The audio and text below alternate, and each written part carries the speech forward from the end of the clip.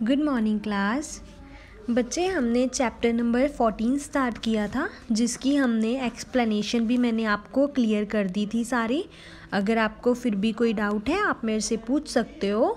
तो बच्चे, जो हमारे राइट्स एंड ड्यूटीज़ वाला चैप्टर था, चैप्टर नंबर 14, मैंने आपको पहले भी बताया था कि जो राइट्स होते हैं वो हमारे हक होते हैं, है ना, जो हमें कॉन्स्टिट्यूशन में मिले हैं।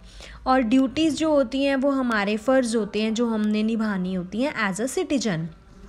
ओके, तो इस चैप्टर के मैं आपको सबसे पहले जो है जो आपके डिफ़िकल्ट वर्ड्स हैं वो एक्सप्लेन कर रही हूँ। बच्चे, अब कॉन्स्टिट्यूशन क्या होता है? रिटन डॉक्यूमेंट होता है जिसमें क्या होता है, हमारे राइट्स एंड ड्यूटीज़ मेंशन होती हैं, ठीक है।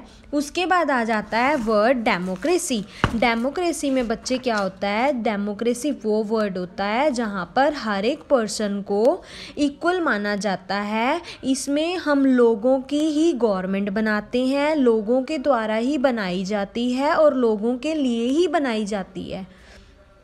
उसके बाद थर्ड डिफ़िकल्ट वर्ड जो आ जाता है वो है डिस्क्रिमिनेशन। डिस्क्रिमिनेशन होता है भेदभाव। जब हम किसी में फ़र्क करते हैं ना तो उसको डिस्क्रिमिनेशन बोल देते हैं। ओके, तो उसके बाद आ जाता है सेक्युलरिज्म। सेक्युलरिज्म में क्या आता है, ये भी हमें कॉन्स्टिट्यूशन में मिला था, जिसमें ये था कि हम अपनी चॉइस से, हम अपनी मर्ज़ी से किसी भी रिलीजन को फॉलो कर सकते हैं। उसके बाद आ जाता है सोशलिज़म। सोशलिज़म क्या होता है, जिसमें सभी को इक्वल राइट्स मिलते हैं हमारी कंट्री में। ओके, और उसके बाद आ जाता है डेंजर। डेंजर क्या होता है, खतरा, है ना, जब खतरे में होते हैं। अब गवर्नमेंट क्या होती है, गवर्नमेंट होती है जिसमें ग्रुप ऑफ पीपल होते हैं और वो हमारी कंट्री को क्या करते हैं, चलाते हैं। उसके बाद आ जाओ बच्चे बुक वर्क पे। Open your books at page number 101। उसमें हमने बच्चे बुक वर्क करना है। सबसे पहले हमें एक वेब चार्ट दिया गया है, जिसमें सबसे पहले आपकी आ जाती है फंडामेंटल राइट्स की हमारे हक क्या हैं। उसमें सबसे पहले आता है राइट ऑफ इक्वालिटी, जिसमें हम सभी इक्वल हैं और हम बोल सकते हैं कि इस कंट्री में हर एक सिटीजन को इक्वल माना जाए। उसके बाद है राइट टू जस्टिस। अगर हमारे साथ कुछ गलत हुआ है तो हम कोर्ट में जाके अपने लिए जस्टिस मांग सकते हैं।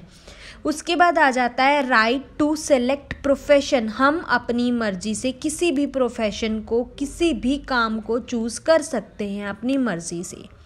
उसके बाद आ जाती हैं फंडामेंटल ड्यूटीज़। इसमें क्या होता है, सभी लोगों को इक्वल माना जाए, इन्वायरमेंट की केयर की जाए और भाईचारा बना के रखना पूरी कंट्री में।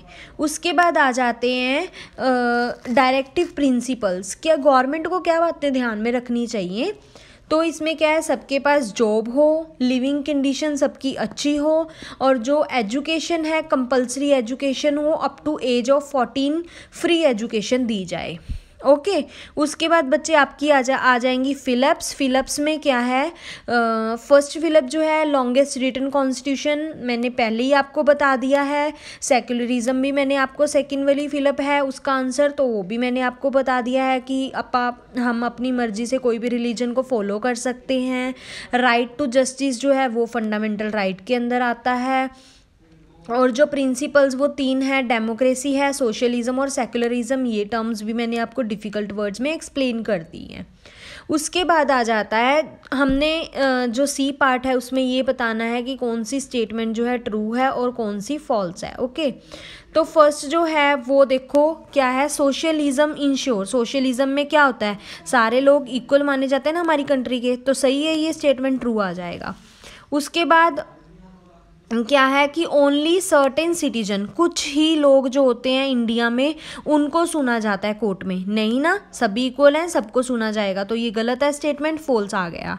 उसके बाद बच्चे क्या है, every citizen has the right to live in any part of a country. हम कंट्री में किसी भी पार्ट में रह सकते हैं, तो ये स्टेटमेंट सही है, ट्रू आ गया।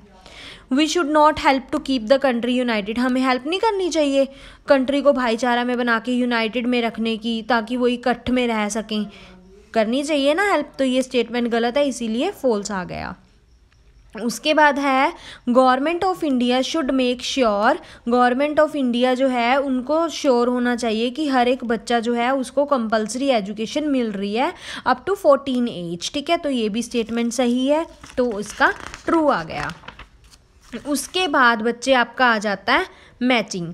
मैचिंग में क्या है, इसमें फर्स्ट है we can express our views, हम अपने व्यूज़ शो कर सकते हैं, वो हमारा फंडामेंटल राइट है। To rich do not exploit the poor, की वो जो रिच लोग हैं वो एक्सप्लॉयट ना करें पुअर को, ये डायरेक्टिव प्रिंसिपल माना जाता है।